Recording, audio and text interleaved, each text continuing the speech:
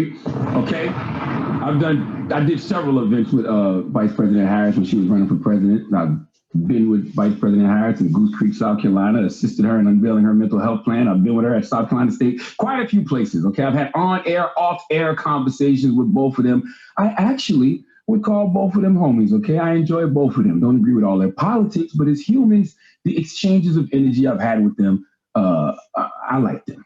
And that's why I'm so disappointed. Dare I say disgusted with both of them on this fine Friday morning. Now, the other night, President Joe Biden delivered his first address before a joint session of Congress. After that was over, Senator Tim Scott, the only black person in the Senate, gave a rebuttal on behalf of the GOP, and he got put on the social media skewer. I mean, they grilled and sauteed his ass, rightfully so, for these comments he made about race in America. Listen. I get called Uncle Tom and the N-word by progressives, by liberals. Believe me, I know firsthand our healing is not finished. 100 years ago, kids in classrooms were taught the color of their skin was their most important characteristic. And if they looked a certain way, they were inferior. Today, kids are being taught that the color of their skin defines them again. And if they look a certain way, they're an oppressor. From colleges to corporations to our culture, people are making money and gaining power by pretending we haven't made any progress at all. Hear me clearly. America is not a racist country. I disagree.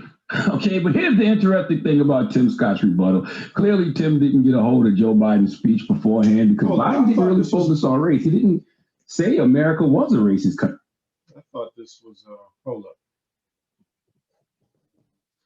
because I want to see. Okay, there we go. Tim Scott's comments on Good Morning America. Listen. Well, first of all, no, I don't think America is a race.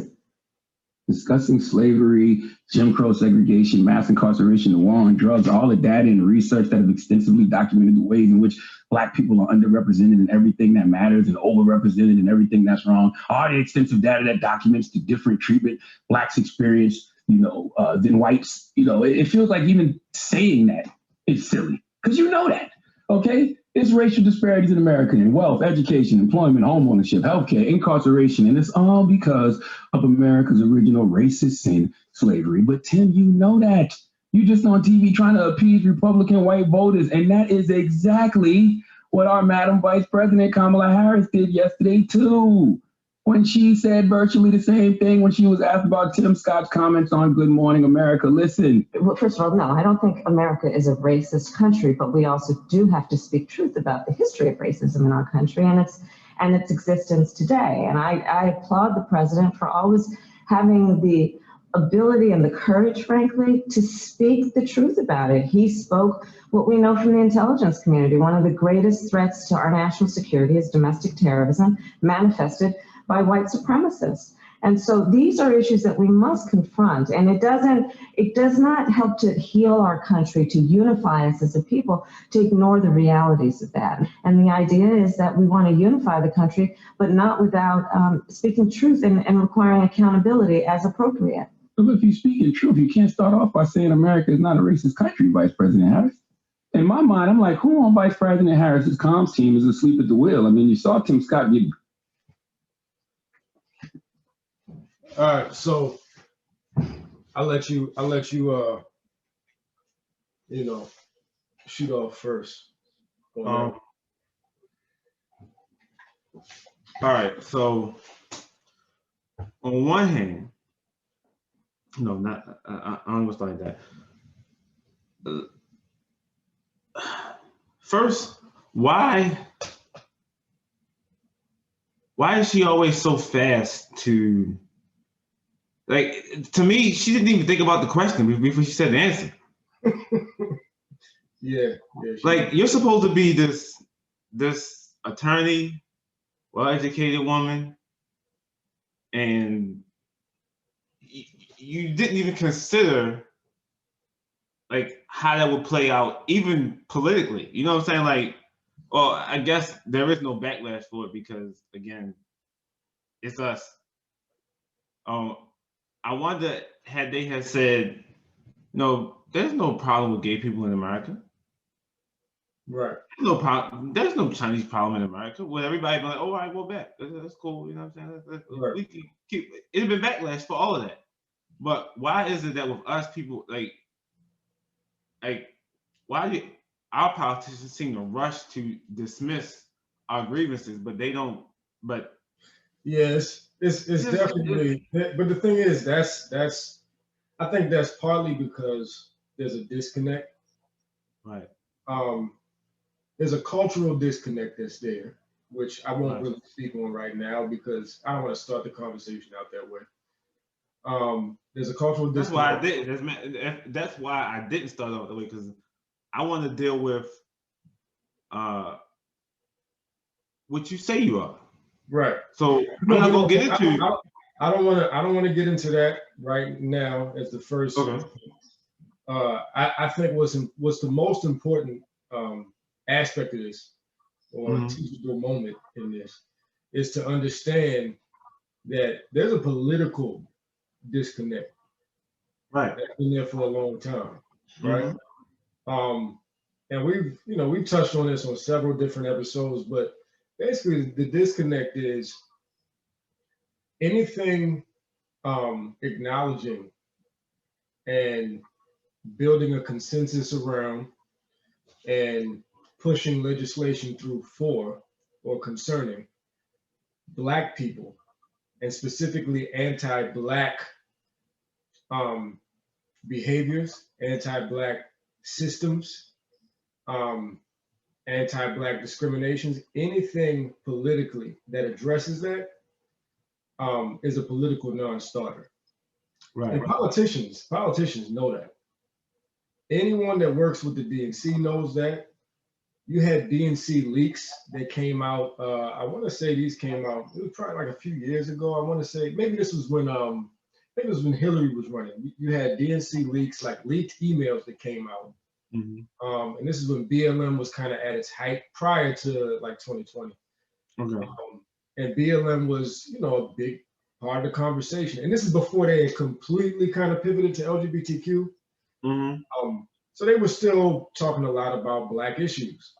And they had a legislative agenda dealing with Black issues and discrimination in lending, police brutality, just all kinds of discriminatory practices, systematic practices. They had a legislative agenda to address a lot of those things. And there was a DNC leak where emails that were going back and forth it was an email that came down from the top and went out to the, I guess, all the whatever, everybody, on the ground or whatever, in the offices. And the leaks basically said, and I'm paraphrasing, but this is essentially what it said. You can invite BLM to discuss their proposals or to discuss their concerns, but do not lend any credence to their policy proposals, right? Because they didn't want to lead them to believe that they actually supported anything that they were doing on a policy level. Reason being is because Democrats play identity politics. Identity politics are what gets you people's attention, gets you people's support, gets you people's votes and donations and all this and all that, and gets you a lot of free labor. Let's keep it a buck. It gets them a lot of free labor and cheap labor out of the Black community, right? Yeah. To organize for their, agendas and all types of stuff, right? That's what identity politics does. But identity politics stops at the place where you get something substantial out of it. It stops at the place where you start to say, all right, let's put together a legislative agenda. So we're going to push this through Congress, and we're going to start. And if we can't push it through, we're going to pass some executive orders to make sure it happens. That's like, whoa. So they'd be like, whoa there, slow down. Hey, man. Whoa, we're not man. doing any of that. Right. And that's like, and the thing is, they use people like Kamala because they are ready and willing to push that identity politics forward without actually offering any policies. Kamala's taking care of her folks. She's already passed legislation, or she's pushed and passed legislation for Indian immigrants. I think she's also pushed some things for I didn't even see that. Nah. Yeah. She pushed. This was like early on. Uh-huh. So she's taking care of her folks, right? But the problem is, Black people thought that we were her folks, and we're finding out that it's more lip service than actual connection. Yeah, because Um, I think on the last part we had touched it a little bit where it was like, don't get too happy about the George Floyd verdict. Like more like don't get happy about it because there was no legislation passed. Like cops are still free to do whatever they want. And nothing's tied to anything substantially financial. Like when you think about the whole situation, right? I guess the state or the city gave them $25 million or something like that, right? But that didn't come from the cops. That didn't come from the pension fund. It came from taxpayers. Yep. Paid for that. So technically, you paid for your own murder. Like exactly. like that's really like you really think about it from a big level. Like, hold up, whoa. I'm being held accountable for something that he did. Look, when I mentioned this before, but when I did an undergraduate thesis, and it was on police brutality in PG County. It was a very it's a dichotomy because PG County had the highest rate of police brutality at the time, but they also had they were the most affluent Black county in the nation, and I think they still are in the top 2 or 3. And they also had political autonomy, but cops were just killing Black people, beating them up, and with impunity. So I was like, well, how do you have political autonomy and you got the money?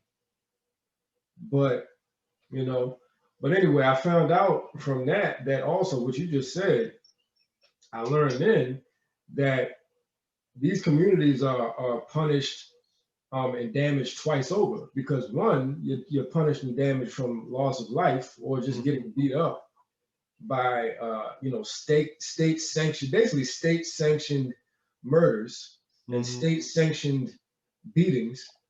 So you're damaged in that way, but then you're also damaged on the back end because the money that goes to pay out to these families, if they do get some sort of compensation, comes from your taxes. Yep. So you're punished physically and financially, right? You're punished on both ends. But it was somebody, I don't know who it was. Somebody was talking about it recently and talking about how there should be legislation, or there should be a policy proposal that mandates that the money paid out to the families in suits comes from the police coffers. Pension fund? The pension funds. Or their any retirement money. Right. Because that money is sitting in the market in a lot of cases, right? They allocate those assets to sit in the market and grow over time. Yeah. Right.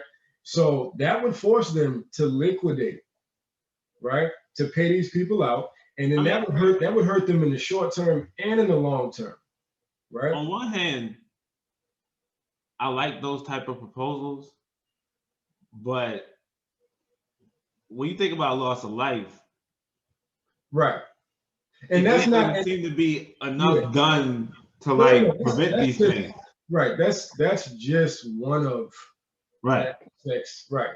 So this is not to address police brutality and Black people getting, having these state sanctioned murders of their, family members, children, whatever. It would take more than just that. It's going to take, it's going to take threatening them from a financial standpoint, right? Because they're like, all right, if I kill this person, I'm going to lose money.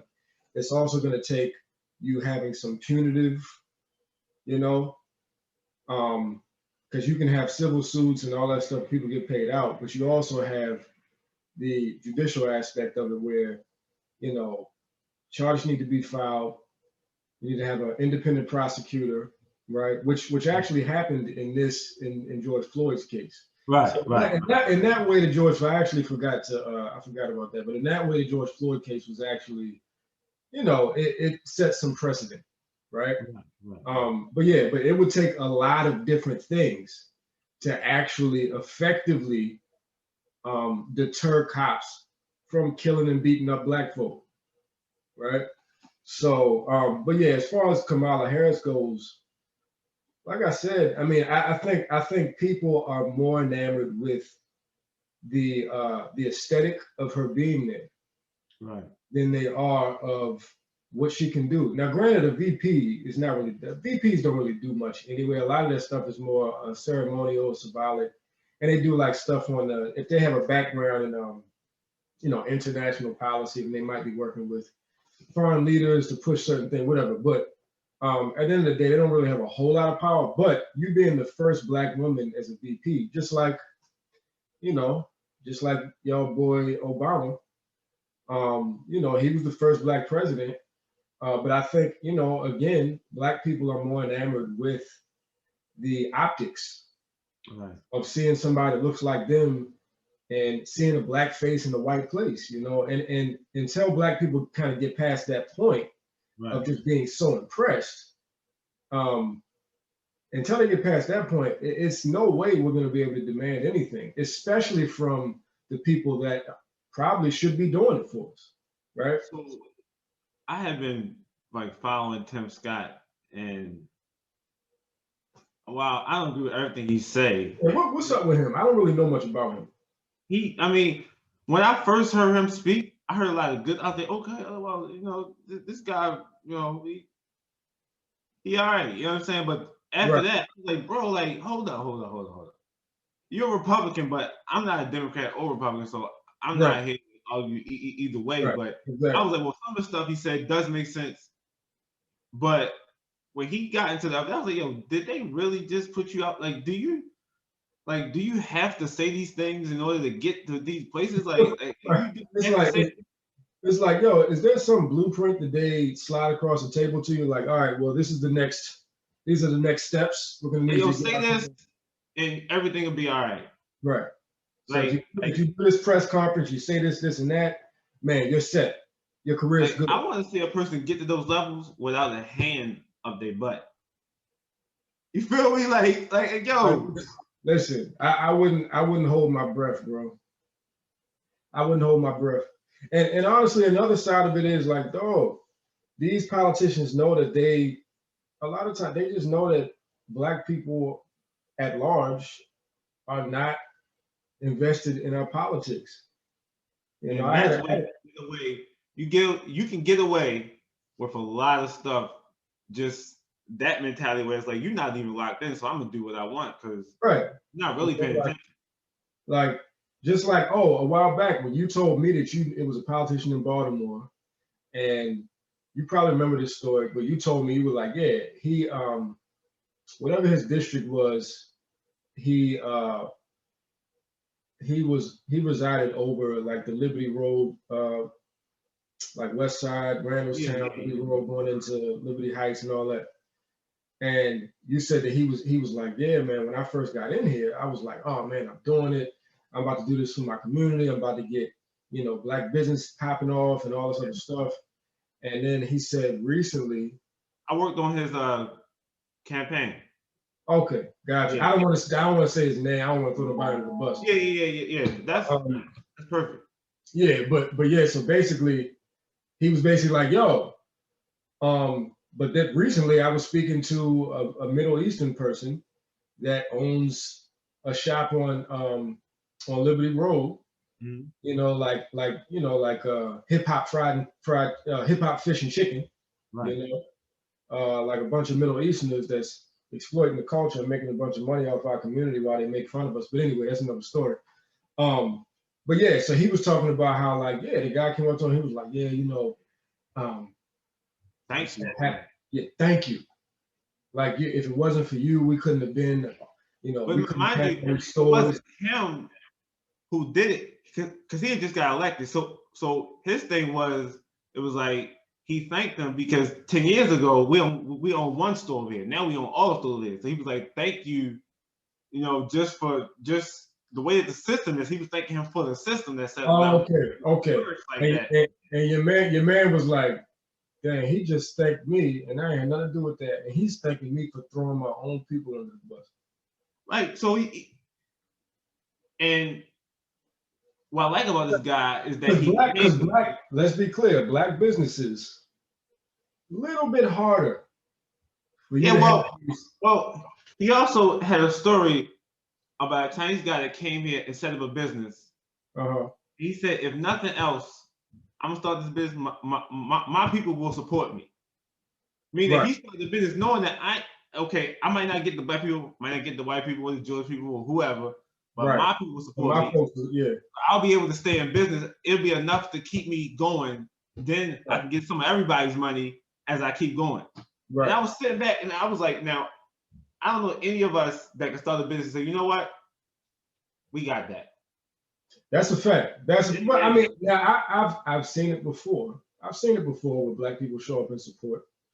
But once again, when you start talking about policy, legislation, there are certain things that need to be changed in order for businesses to be sustainable, right? So, and there's empirical evidence that shows that other groups do have more access to cheap capital than us. Right. That's the thing. When you start talking about starting a small business, and I'm not talking about, because small business is going to be making millions, right? The designation of small business, you can be making millions. We're talking about micro small businesses, little carryouts, little shops, mom and pops. No employees. Right. No employees, or you got one or two family members or friends or whatever. Those businesses, if you do not have access to cheap capital, or you don't start off with deep pockets, your business will not be sustainable because you can't be in the red for too long. Right. Most of the time, black folk, we got to be making a profit within the first 6 months to a year. If we aren't, then we are deeply in the hole. And when it comes to us trying to get access to, all right, well, I gotta, like get out here and get a loan or something like that, or get like a business grant to keep this thing going. Mm-hmm. That's where people start finding out where the money is and where the money ain't, and who it ain't there for. Right. Because I've talked to black business owners that have gone through that, and they're like, oh, I mean, and these weren't even like pro-black. It's just, like regular black folk just having carrying out their dreams. And they're like, yeah, man, the way that we are treated in these spaces, there is no leniency. And if you don't already have the bread up front, or if you don't own the property yourself, there's a difference in being played with us. Which that is used as like, if you own the property, it's easy to get the loan because if you default, I just take the property. I'll take the property, right. So, but I mean, I've met black people that, wanted to do some real estate plays or whatever, right? And they had the capital, they had the track record, and they still asked them to put their house up as collateral. Like, oh yeah. Not the place I live in. I'm not going to bet against the house. Like, go down. Like, no. But one particular guy, he was asked that, and he was like, never mind that. Like, mind you, he had a track record of successful real estate plays. Right.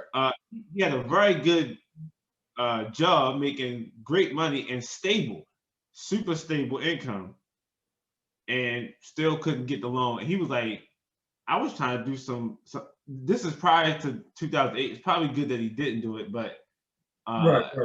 He wanted to do some commercial real estate plays that he had in mind. He was like, I couldn't even get the shopping center. Yeah, and the thing is, these aren't even just anecdotal stories, bro. Like, I tell people all the time, I'm like, yo, before back in the day, it was known amongst us. Like black folk, we would talk about it, but it wasn't no empirical evidence to back it up. Right. So everybody would be like, oh, well, y'all just crying about racism, seeing it's everybody else's fault.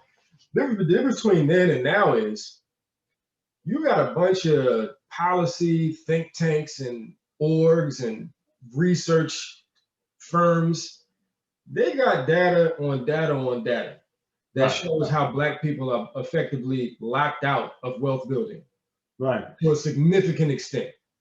Right? They have data around these economic embargoes. And then you have like, it was a story recently I saw on Instagram about this black couple. You probably saw it. This black couple where they were having trouble selling their home, and then they had a white woman.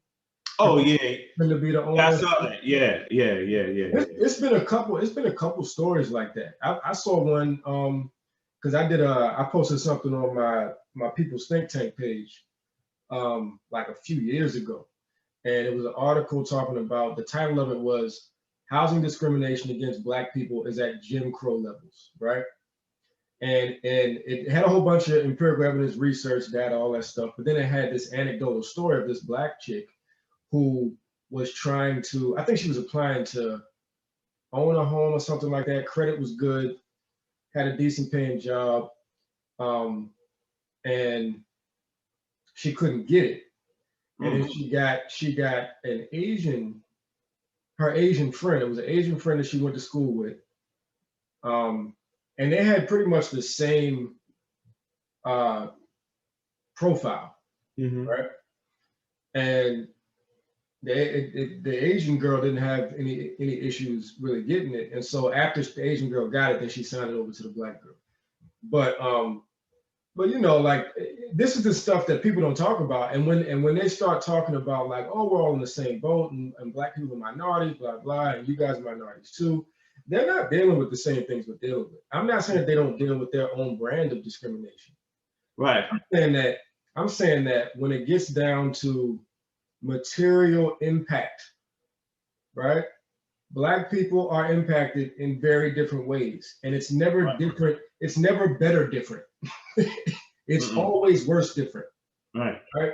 So, you know, and like I always say, man, the data's there, the research is there. Everybody knows it's happening at this point. The cat's out the bag, but nobody wants to do anything about it. And we see black politician after black politician come up and they sit and they watch us celebrate them. Like you know what? That's why there should be a lot less celebrating and way more, you know, kind of acting strategically around politics, right? So my thing is, what would be the harm in building up a Republican, right? Like let's say if all of us got behind Tim Scott for a second, right? Let's just use him as an example, right? Right. Tim Scott, when we president, we throw the hip hop, everybody go behind him, and we run a super progressive black person, woman, man. But the goal is for us as a community is the Republican going to take the fall. We're going to run all of the Republicans, but if you play the game right, you could get people you want elected because you're going to run somebody against. You're going to steal votes from the top. Okay, I see. You see what I'm saying? So it's a strategy game. You do the same thing with them, and if I never think that going the counterintuitive way to go about it is the best way, as far as like, oh, well, we should, you know, support a Republican, because Republicans, you know, it's kind of like you got to see, the Democrats are like our allies, right? Republicans do not have any interest. It's very clear they don't have any interest in doing anything for us, right? So I criticize the Democrats because you keep saying that you're doing things for us. We're not going to go to the person that we already know is the enemy. No. I'm saying, like, we understand who the enemy is, right? But we play a strategy game where it's like, we know you're going to lose. You're just here to siphon off votes, essentially from them. Okay. Right. And by us using whatever bit of culture, cool, whatever, we leverage that to be able to. I mean, thinking about it, even saying it seems like a pipe dream because none of us are on that level in terms of politics. We're not organized enough, and never mind. We don't have enough of a hand in my head. It sounds better. Yeah, but it's one of those. I'm like saying it just sounds stupid. It's like, yo, it's not. Like, that's like. But look. But I was listening to something the other day. It was a guy, I forgot this journalist's name. He's actually pretty popular, black dude. But he was saying that black people need to move back down south and stop playing a local politics game, because the local angle is the only way that we stand a chance at this point. Because at the federal and the national level, our message, our agenda has been, exploited to no end and usurped, and now we've been washed out. But he was saying that locally is the place that we can actually make an impact, and if we make an impact locally in enough places, right? And when you start thinking about super PACs, that's actually one way that black folk really could on a local level. I mean, you got business of commerce members, you got black business of commerce, sex and whatnot in every city. If niggas came together, let me not say that. If Negroes came together and said, all right, let's start a super PAC for someone that we all believe in, right? And you can't directly, I don't think you can directly fund a particular campaign, but you can fund, legislative agendas, right? Like you can fund, as long as you have a drawn out, outlined agenda and certain policy points that you want to hit, you can create a PAC for that. Right. And in order for a politician to get any of that, get access to any of the money in that super PAC, they have to like support those same agendas, right? So that's a way that you can more strategically kind of, start to move the needle. But we got so many the white collar blacks, man. Half of them too tired to do anything because the white man and the other half too busy cooning to do anything. Wouldn't it be? Well, I was going to say that we as a community should take the politicians that we do have and kind of train up another generation to kind of, but you don't want the same lessons that they learned to teach the next generation. We do lost, you know what I'm saying? Like, I mean, but a lot of black people are waking up now. You got a lot of black people that are more vigilant about like, right. We not falling for the banana in the tailpipe. If you ain't got no policies for us, then we're not going to be enamored because you mentioned us, on TV. Yeah. At the same time, that is true. Yeah. But there should be some type of formal, like feeder program where we take the youth. And say, you know what? Right. Hey, you next up. But it should be somebody from the community that understands that you represent the collective, right? And the roads that you're walking on was paved by people before you. Yep. But this is the thing: when they start getting lobbied by, Chamber of Commerce, that's where the political savviness has to. That's where you gotta be savvy enough. With them deep pockets, and they come along. But no, I mean that's definitely doable. That's where we gotta have a program where though, like, if you get everything from the Chamber of Commerce and everything else, and you get nothing from your community, and you don't see the value in your community, then you start doing what they want you to do. But if you understand the roads that I'm walking on was paved by somebody else, right. Then I have sort of I have to honor where I came from first. Right. I represent the collective, so everything I do is about the collective. It's not about me. Yep. So I'm sorry, Mr. Whoever, I can't do that. I can't support that until I figure out how that affects my people. I gotta go back and ask the community, can I do? What do y'all think about stuff like that? We should no longer play this game where it's like people can go there and they can be sort of harassed, or they can be kind of corralled. They can be led astray by yo. I'm gonna give you. I've seen people go down something for $5,000, 30 stacks. You selling that stuff for $30,000, miss?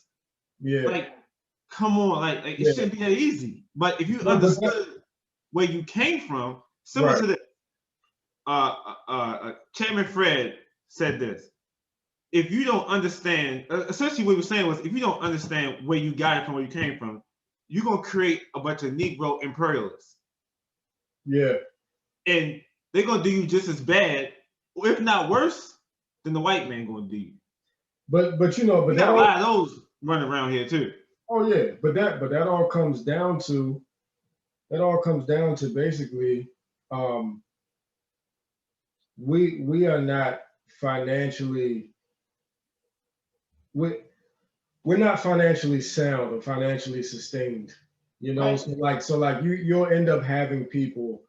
We're in such a financial anemic position that you'll have people that will sell you out for a couple bucks because I don't know where else I'm gonna get it from. Now, I hear money in politics, and I hear you saying we need money, but what I need to the black box in my mind right now, to be honest with you, is if people go vote for that person, and you got 60% of Baltimore, let's just say 60% of Baltimore is behind you. You got a mandate now to do what they say. What can anybody come in and say that can get you out of office when you got teenagers growing up every day? That somebody turns 18 every day, so they eligible to vote. If you're taking care of the people, really taking care of the people, that money ain't gonna mean shit in a smaller area like. But that's anyway. The perfect example of that is right here in the DC area, man. Like Marion Barry was that, you know, and say what you want. And that's what I'm saying. That's the perfect example of he didn't need a bunch of billion-dollar donors. He got elected after the fact, after the incident, and most people didn't. DC didn't care. Right. No, well, but this is the thing. DC, the powers that be, basically, you know, white folk, but they got him out of there. But like you said, they couldn't keep him out of there because every time he ran, we voted for him. Right. Not we as in me, because I didn't live out here then, but still, our community voted for him. You feel me? So, but the reason they did that is because, like, look, all the work he put in. Right, but not even just the work he put in, but that work actually yielded some results. Because I've met mothers that said, like, oh, I raised my kids on his jobs program. It wasn't just a fly by night jobs program. That jobs program existed from the time he set it up, and it would going forward from wherever he went, whether he was in office or not. That jobs program was there. He also upped the minority contracts, government contracts. You made a lot of millionaires in PG County. Exactly. You know, I mean, he upped that thing from, and I could be off by a couple percentage points, but it was probably at, like less than 5% when he got in there. And he got it up to like, I think 30%, possibly more. Right? And because at that time, when you say minority in DC was 97% Black. So when you say minority, that's us. That's us. You're right. Now that's a different situation. So if you say minority, it could literally be everybody else, including gay white men, right? But he was the guy that successfully used his political autonomy to positively impact the financial sustainability of countless Black people, in Black community, right? I mean, I'm probably about to contradict my point, but there is this philosophy or saying, if you will, that without economic freedom, political freedom means nothing. Oh yeah, absolutely.